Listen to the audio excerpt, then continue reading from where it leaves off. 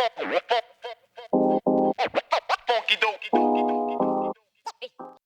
I welcome you, Arpan, on Deep Talk with Avtarit. And for all the viewers watching, Arpan is a coffee enthusiast who has been traveling a lot lately, and will talk something deep about coffee. So Arpan, welcome to the show. Amazing. Thank you, Avtarit, and thank you for inviting me to talk about coffee. So starting, we would like to know about your journey. How did it all happen, and how did you started with this? Your page on Instagram, and how did you think that this is it? This is what I want to do. Yeah, for sure. So, essentially, most of the journey that you see now started during COVID, and it is it is that time that the page took sort of a pivot because pre-COVID it was more about food, and there was coffee occasionally here and there in a cafe, and then I was also reviewing what coffee is better, where should you go, etc. But it was not 100% focused on coffee itself. What happened in COVID was we were all trapped inside and also working, and you can't go to a cafe. So how do you get good coffee? Now, thankfully, most um, most cafes, or roasters, I would say, were delivering coffee beans or coffee powder, whatever that is. So you can at least brew at home. Now, if you brew at home and don't like it, what do you do? Like, what's the next step?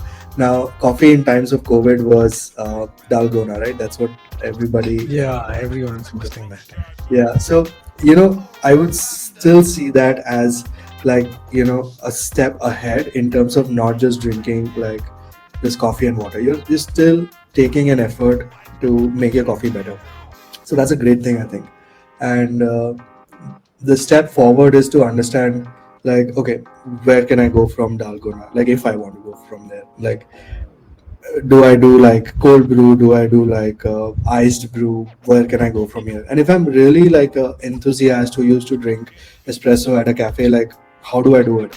So that's where it started, and it is me documenting my personal journey of coffee. It's not me sharing that, hey, I'm a barista or I'm someone who's an expert. It's me like learning every day and then sharing what I learned every day, and it is just that. That's lovely. And how many cups are you having nowadays? I think Mythbuster 101. I have like a max of 2 coffees a day. That's all. Okay. Okay. That's all. So I mean, like earlier when I started, I was having like more coffee, I would say. That's also because I love to brew and then experiment, and I had a lot of people around. Very thankful to have good people who appreciated good coffee around. And then I used to make a lot of coffee for a lot of people. So it was not me consuming all those cups of coffee, it was me distributing all that coffee. So Right. it was fun.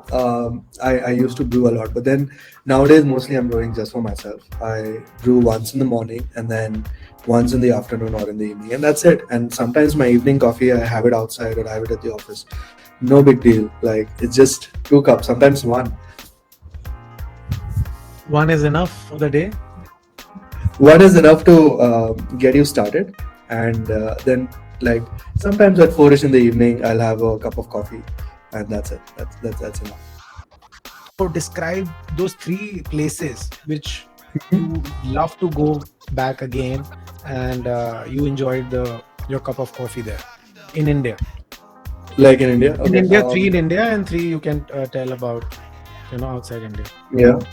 I think I'd say several good cafes, honestly. Like, um, you know, if you go to Delhi, I'd say in Delhi, Colloquial is one of the best cafes for good Local, yeah, coffee. Mehrauli Road, yeah. Yeah, so Colloquial is great. Blue Tokai in Delhi is great. Like, almost every Blue Tokai is very, like, they're very passionate about what they do. Their mission is strong education of coffee, and every cup that they brew is like beautiful. So Blue Tokai is another, anywhere.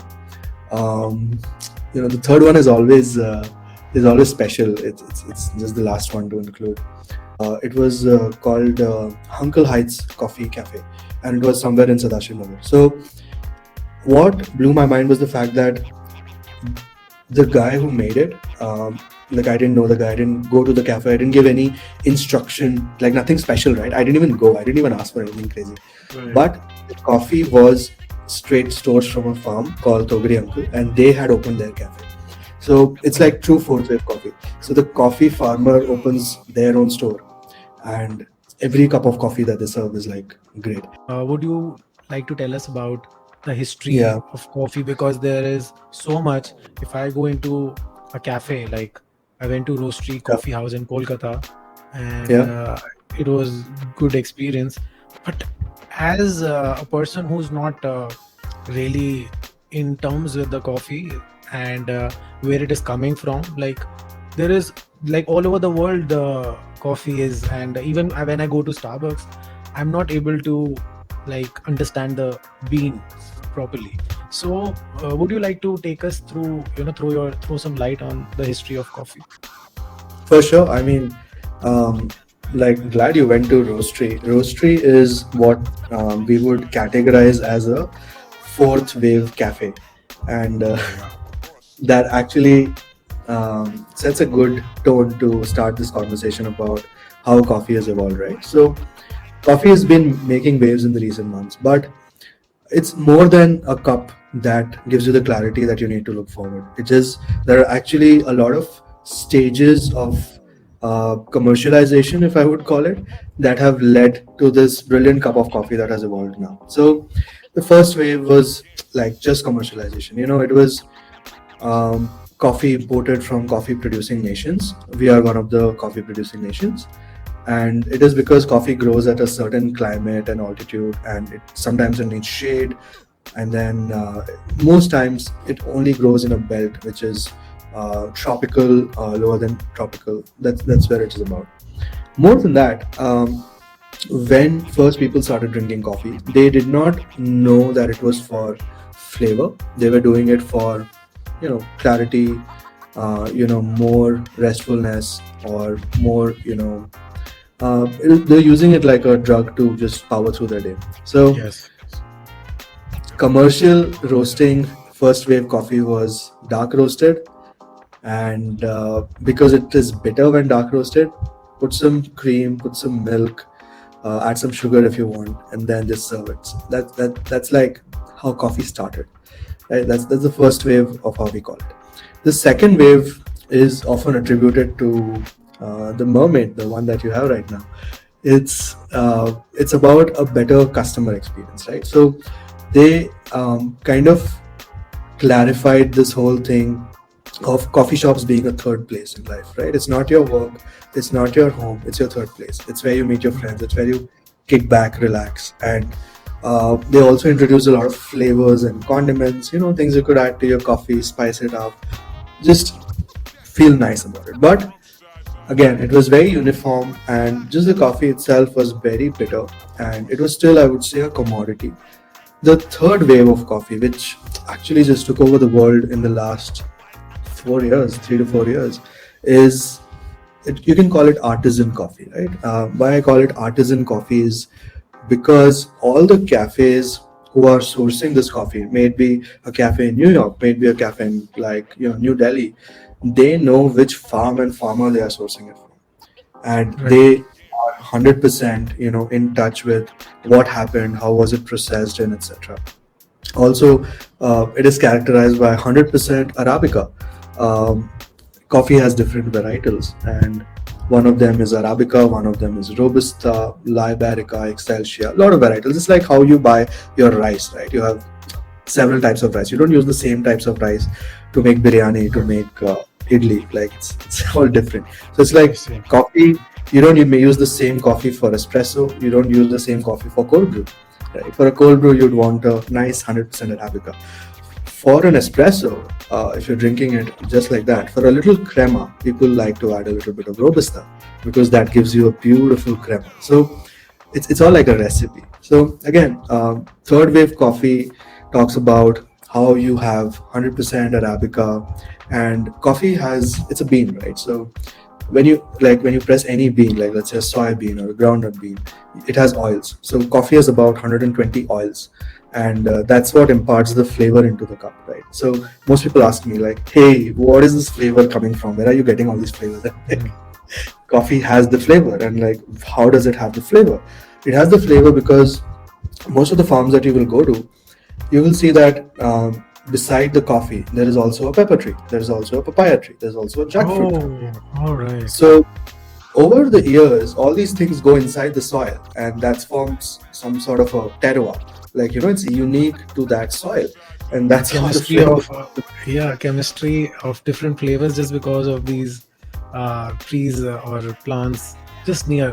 So that's a Absolutely. new thing I'm learning. That's how flavor comes into coffee, and that's how simple it is. Like the other day, I ordered a papaya, solo papaya, and then it was completely smelling of pepper, and that's because it was like farmed next to a pepper plantation. So it's Yes. very evident that over the years, all those flavors go here and there, and then they cross pollinate. That's the beauty of flavors.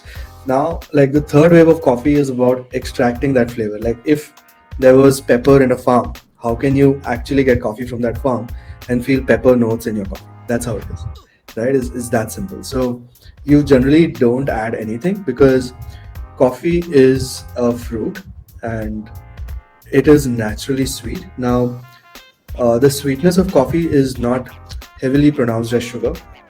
Now, I have a added benefit that I haven't said. So I haven't had like proper white sugar for years, right?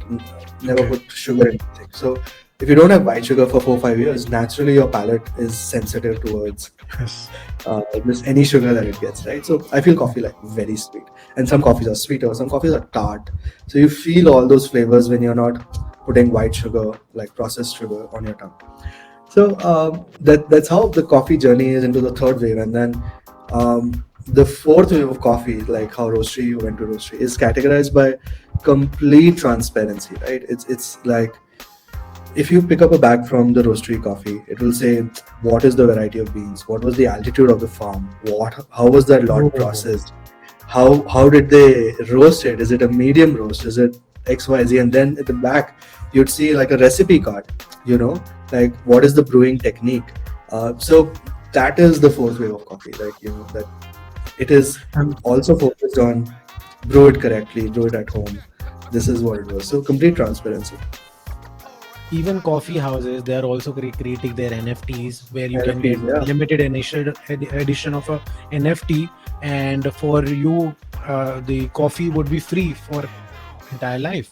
So they are creating those possible NFTs. They're coming out of it a lot of things. So I feel it's also going to cause a sensation when these brands get into it. But I feel going in a longer run, the thing what you are doing is going to be really special because a person who loves coffee would love to know, where, when, what, how, Yeah. everything. I'm going to give you a very small nugget on this, and to everyone who's listening, right? So the coffee that is, and this is the honest truth, like the coffee that is commercial is not the best quality of coffee. So like every harvest, right, the fruit that you pick from an organic market and eat straight off, that is the best fruit. So it is Right. similar with any produce. The coffee that we get, we actually put it on the table and see if there are any defects, but that is the coffee that goes into commercial coffee. So Oh, yeah, so exactly. So you don't expect juice being made out of the best fruit, right? Like what is commercial. So whatever is on the shelf, like very commercial on the shelf, it's also like how do I say? It's also at a rate which is undeniably lesser than what it should be, and it's also served to you like most instant coffee is not specialty grade. They will say 100% arabica, but what were the defects? And coffee comes with a lot of defects, like any other tree, right? It has tons of defects. So just another nugget for everyone that if you can see the bean that you're using and if it's the highest quality, then why not make coffee that way? Because it's kind of understood, right? Not everyone's going to use the highest quality bean when they're making instant coffee definitely. or commercial coffee. Yeah. If there is a lot of youth watching, and they would want to know, they would want to be a coffee enthusiast, or want to be into a certain niche, would you be on point with what the mistakes you did, which Mhm. people going on to the same journey can learn? Yeah, for sure, man. I think um, the one thing that I think everyone who is a coffee enthusiast and roasters, baristas will recommend, and that is just not general advice; it is serious advice. Is that when you start getting into coffee, in particular, don't use pre-ground coffee. Please buy a grinder.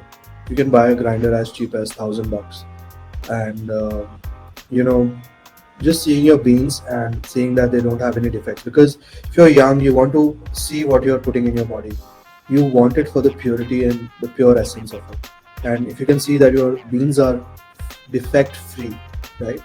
um, that's what matters. It's like people who still buy their wheat and they sort it before getting it grinded, right?